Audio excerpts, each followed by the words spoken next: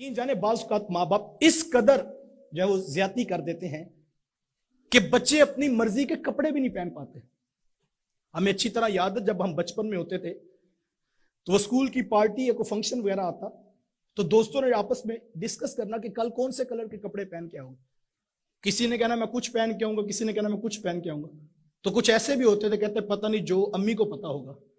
وہ جو امی کو پتا ہوگا اس کو اتنا بھی نہیں پتا کہ کپڑے تو میں نے پہننے ہیں, لیکن وہ اتنا سا جملہ بھی بولنے کی صلاحیت نہیں رکھتا کہ میں نے پہننا کیا ہے کل.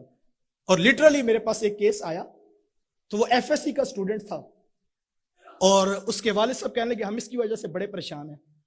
تو میں نے سیپریٹ بٹھا کر جب بیٹے سے بات کی تو وہ کہنے لگا سر میں آپ کو کیا بتاؤں, میں 16-17 سال کا نوجوان ہوں لیکن صبح کون سے کلر کی شرٹ پہنی ہے میرے پاس اختیار ہی نہیں ہے.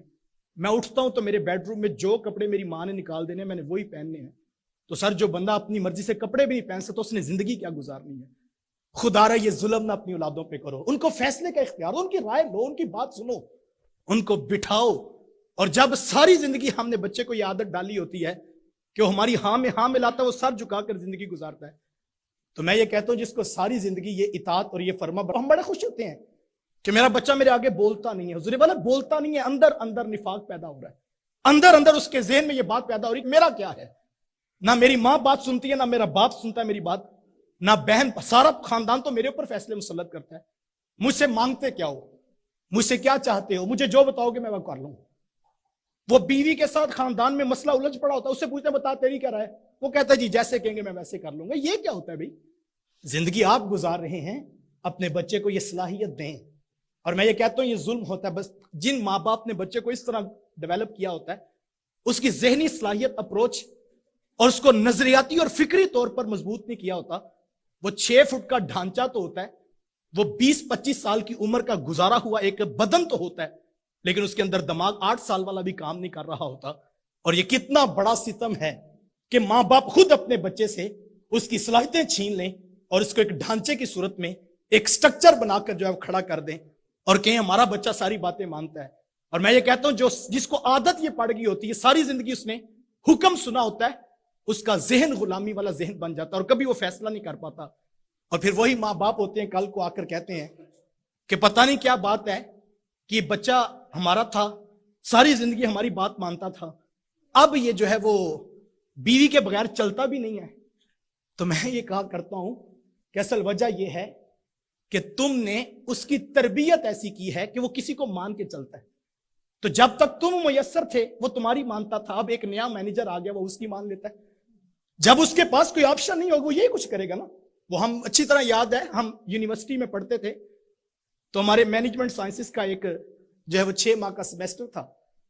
تو ہمارے مینجمنٹ کے جو ٹیچر آئے تو انہوں نے فرسٹ ڈے بلیک بورڈ کے اوپر ایک جملہ لکھا جو مجھے آج تک نہیں بھولتا. انہوں نے کہا کہ you must become a manager before time, otherwise you will be managed by others. کہا اس سے پہلے کہ کوئی تمہارے اوپر مینیجر لگے خود مینیجر بن جاؤ. اور جب تم خود مینیجر ہو تم کسی کو مینیج کرو گے, اور جب تمہارے اندر وہ صلاحیت نہیں ہے تو پھر وہ کیا ہمارے دیہات والے مثال دیا کرتے ہیں کہ کسی دیہات کے اندر کوئی شخص 2 بیل چوری کر کے لے گیا. ان دنوں میں بیل بڑے چوری ہوتے تھے دیہاتوں کے اندر. تو وہ بیل چوری کر کے لے کر جا رہا تھا تو رستے کے اندر کسی نے کسی بیل کے کان میں کہا کہ تمہیں نہیں پتا یہ تمہیں چوری کر کے لے کر جا رہا ہے. تو بیل نے جواب دیا کہ میں نے گھاس ہی کھانا ہے, ادھر سے کھا لوں یا ادھر سے کھا لوں. جس کو ساری زندگی اطاعت کی عادت پڑی ہوتی ہے اس کا دماغ تو کام ہی نہیں کرتا. تو جیسے ایک نیا مینیجر اس کی زندگی میں آتا ہے تو پھر اس کی بات پہ وہ چلتا ہے. اور جس نے فیصلے خود کرنے سیکھے ہوں, جس کو انسٹرکشنز بہن بھائی نہ دے رہے ہوں, جس کو ماں باپ نے فیصلے کی صلاحیت پیدا کی ہو, وہ پھر خود فیصلہ کرتا ہے کہ اگر ادھر بولوں گا تو میرا رب رحمان ناراض ہوگا, اور اگر ادھر زیادتی کروں گا کل اللہ کی رسول کی بارگاہ میں نے جواب دینا ہے. تو پھر وہ ساری تربیت اس کا اپنا فیصلہ سنانے کی صلاحیت پیدا کرتی ہے, اور وہ ہمیشہ اچھے فیصلے کی طرف جائے گا جس نے فیصلے کرنے کی صلاحیت ڈیولپ کی ہے. خدا را اپنی اولادوں پر یہ ظلم نہ کیجئے, اچھے طریقے سے ان کو ضرور گائیڈ کیجئے. جب نتائج آ جائیں, نقصانات ہو جائیں, اس کو بٹھا کر بتائیں کہ بیٹا یہ آپ کے فیصلے تھے جن کی وجہ سے یہ نتائج آئے, اگر آپ ان فیصلوں پہ دیکھیں تو پھر نتائج کچھ اور آئیں گے. آہستہ آہستہ چھوٹے چھوٹے ڈیسیژنز اس کو دیجئے. جیسے وہ اچھے فیصلے کرنے کی صلاحیت میں آئے گا تو پھر اس کو نکاح کے بندھن میں جوڑیں گے تو وہ ہمیشہ ایک اچھے فیصلے کی طرف جائے گا.